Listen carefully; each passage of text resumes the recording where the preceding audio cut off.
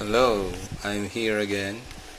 This video is about laser head of Sony PlayStation Slim, uh, a 90,000 series.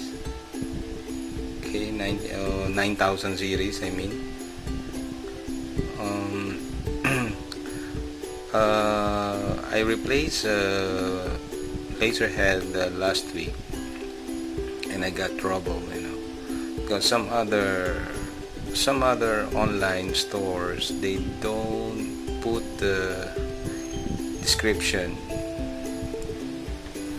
about the laser head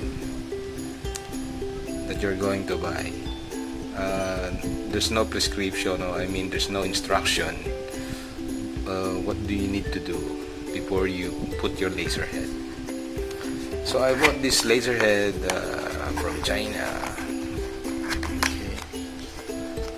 Okay, from China.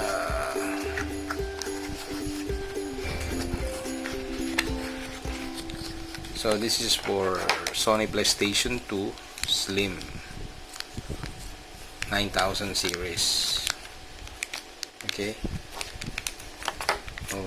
This is the old one.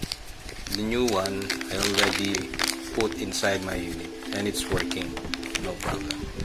Okay, just wanna give you a hint when you are replacing the laser head of your Sony PlayStation or any Sony or any PlayStation.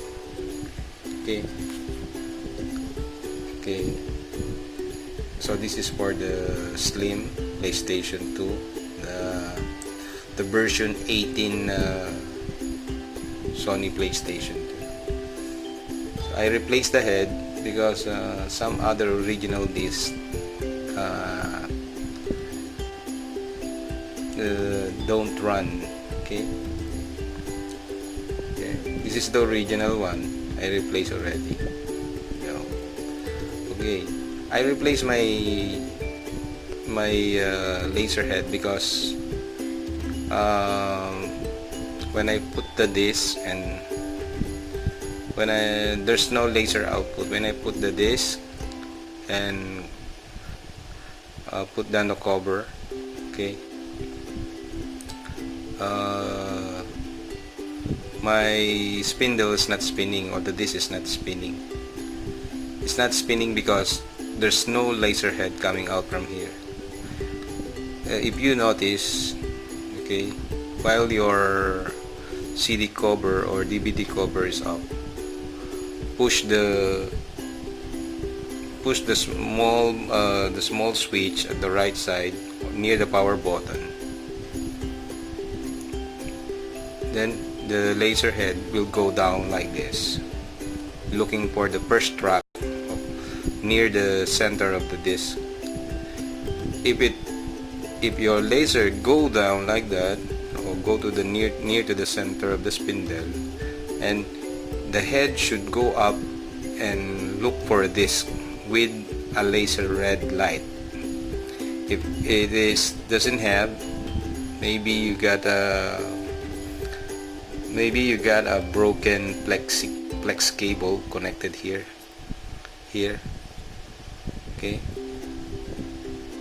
Okay, maybe you have a broken.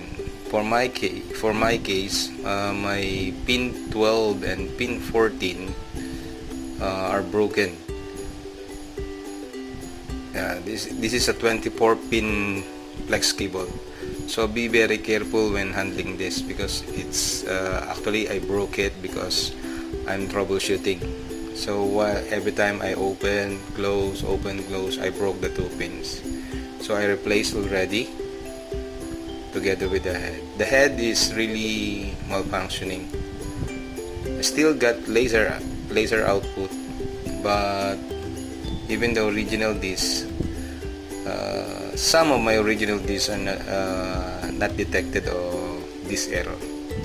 So I replaced, because right now this head is cheap, about $5. So it's cheap right now because it's an old model. It's PlayStation 2. So this PlayStation 2 model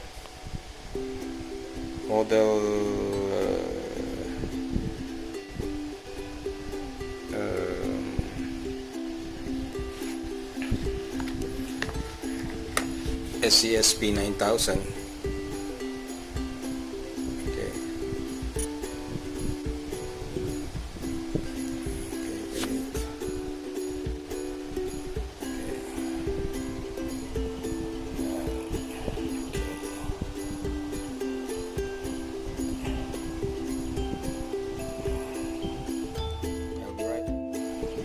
Okay, I'm sorry for that. My camera is out of focus. Okay. So, when replacing this, before you replace, there is how to focus. Okay. There is a solder ball. They call it anti-static solder ball. Okay, what is that? Solder ball anti-static solder ball anti-static or anti-static solder ball. Okay, after they made this laser head from the factory, they put a jumper here. So because it's small, what they do is they put they short the three. You see the three pins or the three leaded pad 1, 2, 3. They short those three to protect the laser head after the factory and during shipment, to protect from electrostatic discharge. So they put the solder ball there. They short. It's kind of jumper. So what you need to do is to heat up your soldering iron and just remove the solder ball there. It should like this. Okay, it should like this. It should separate the three. If you forgot to remove that and you try to connect it, there will be no laser output here. You will not see a red light. Okay, very tricky because my first time to replace a PlayStation laser head, and there's no description online where I buy. There's no description, and also the seller, they don't know also. So I tried to research. You have to remove the solder ball, anti-static solder ball here. Use a soldering iron to remove that. Be very careful because this is a very thin film here. You can damage. Just remove it and make sure the three pads are separated. Okay. So after remove and install, okay, you're good to go. You can assemble and test. Okay, so I have an additional information when replacing this is for slim Sony PlayStation 2 Slim with a, I want to show you. Okay, here, this is a Sony PlayStation for the shiny black here, and this is the matte cover. This one is a 9000 series. My PlayStation is not running with FMCP, so I hard moded inside. I put a chip because it doesn't allow to run FMCP. So now I can run with the hard disk on it. Okay, I revived the laser head. Now it's working. Okay, well, let's go back here. Okay, so after you remove the anti-static solder ball and assemble it, okay, how to test after you put it back? How to test? So open your lid, open the CD lid or the cover. Okay, open. There's a small switch here, right near the power button. Plug your PlayStation, then power on with the lid open. So you will see the laser is not moving yet. So press near the power button above it. There's a hole there, and there's a switch. Use Q-tips or cotton buds. Just press lightly. Then you will see this one. The head will move. Okay, it will go to the center near the spindle. Then the laser optic will move and look for the disc. You should see a light there. If you don't see any light from there, maybe you got a bad flex cable, or the worst is you have a bad motherboard. Okay, so I have an additional information. So okay, as you can see here, the left side, this is the trimmer potentiometer. You can adjust the resistance. This one, the left side potentiometer, this is for DVD, adjustment for DVD. The right side is for CD. So after you replace the laser head, test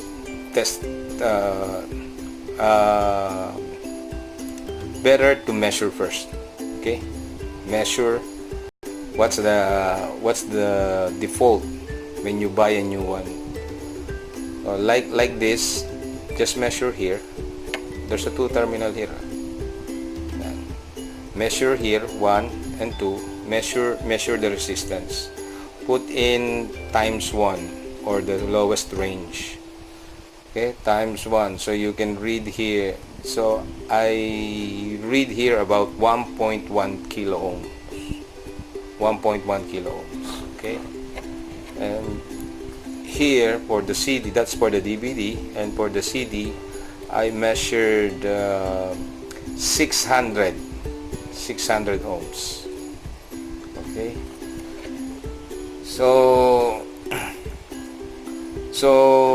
try to run first, try to install and see if don't have any problem.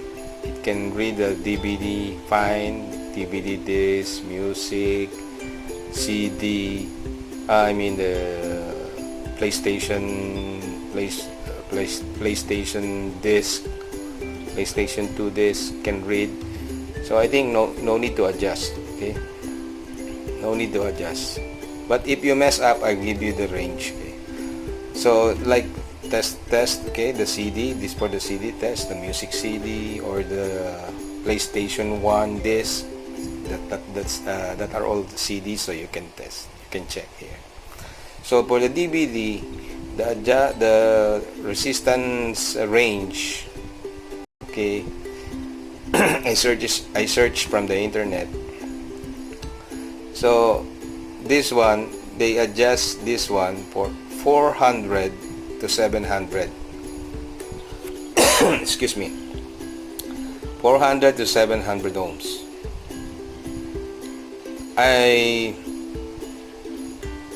Okay, I'm sorry. Okay. This DVD, the minimum is 800 to 1.1 kilo ohms. 800 ohms to 1.1 kilo ohms. Okay. Jot down. You see the DVD mark there. This is for the DVD. So remember, 800 to 1.1 kilo ohms. 800 ohms to up to 1.1 kilo ohms. Okay, for the CD, excuse me again. For the CD, the adjustment range is from 400 to 700 ohms. So when I got this, I measured the new one. They said it's 600. so it can read CD, so I let it run. I don't change.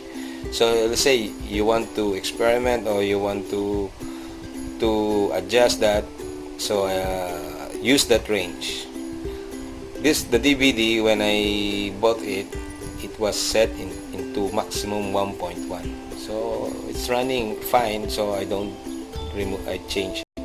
Let's say if you are troubleshooting